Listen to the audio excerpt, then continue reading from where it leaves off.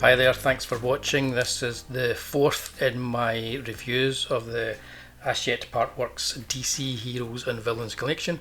It's Wonder Woman Down to Earth, and it's the start of Greg Rucka's critically acclaimed run on the character of Wonder Woman. I read a couple of these back in the day. It's nearly 2 decades old now, the start of this storyline, and I didn't stick with them because I didn't particularly like them. And now that I've read the entire first storyline in Rucka's run, I can honestly say that I'm not particularly enamoured with this version of Wonder Woman, and I could even go so far as to say I don't like her, which is, you kind of want to like the lead character in the book that you're reading.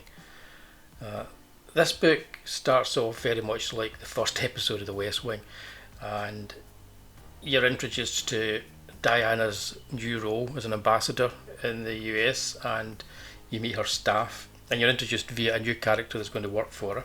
So you're supposed to be seeing it through his eyes. He's quite quickly forgotten about as being anything interesting in the story as it progresses, and there really is no reason to, as far as I can see, to introduce the character in her world this way. He's bland. Everybody he meets is bland. There is a chef who just happens to be a vegan minotaur who is equally bland. Diana is not introduced until the end of the first issue. She's seen off camera sorting out problems in a foreign country by breaking all kinds of diplomatic rules and laws, because this Diana does things her way, and it's pretty much her way or the highway. Princess Diana has written a book. It's a collection of essays, poetry, her thoughts on her feminism, veganism, everything that is meaningful to her. It's the kind of self-centred, narcissistic book that you would expect to see pushed on Oprah's book club, just knocking the secret off its top slot for crap that people read. There's a whole plot line where there's a book tour arranged for her based around the release of this book. We've also seen the marketing men who are typically sexist idiots that don't know how to promote the book properly. So Diana, she designs her own cover, she tells them how it's going to be promoted. Diana does everything. Everything is done Diana's way because Diana knows best. If this was a sitcom, it would be called Diana Knows Best, and she would be insufferable.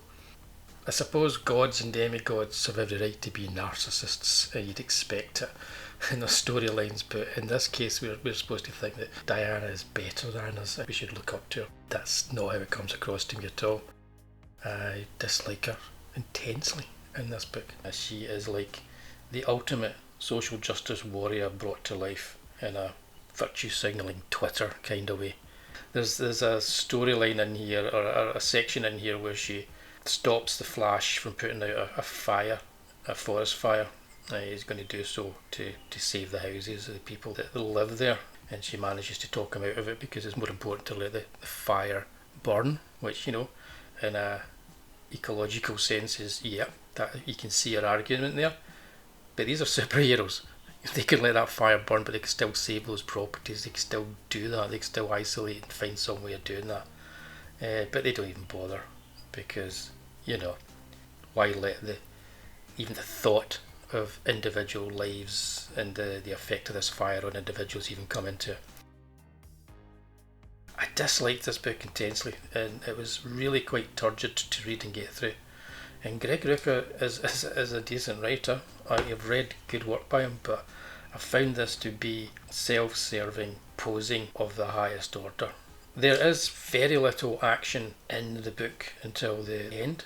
And when that action does start, it's pretty well done, but it seems to just be there in order to create new problems to be dealt with in the future. It doesn't really conclude anything. It's not like you've reached a climax and you have an action sequence that the narrative then concludes with. It doesn't feel that the action has been organically woven into the story. In fact, I think Rucka would quite happily write a story without any action in it. There is a little interview at the back, because he always had the extras in these books. He talks about how there was criticism at the time because there was not much in the way of action in this storyline, and he goes on to talk about how anybody can write stories with Wonder Woman fighting a robot, but when it gets to the point where there has to be violence, it has to actually mean something. And I agree with that. I just don't feel that he's done that with this book. And about halfway through, I wouldn't have minded a wee fight with a robot, to be honest with you. Wonder Woman meets a giant robot, just has a nice wee set to with it for a couple of pages. It would have been a good respite from all the preaching and blandness. Ares is probably the most interesting character out of the gods, but he's not really recognisable as Ares from any other runs of Wonder Woman, at least not that I recognise. And Zeus is there just essentially Zeus is the ultimate in toxic masculinity, and he's treated as such. This is a book that is condescending, preachy, and unfortunately for a book about Wonder Woman has a complete lack of any sense of wonder about it. This is not a badly put together book, it's just competent, and there's nothing worse than just competent. I would much rather have had a train wreck of a book than a just competent book. That's the critically acclaimed Down to Earth by Greg Rucka and his many partners in crime, who all do a good, the artists all do a good job. Yeah.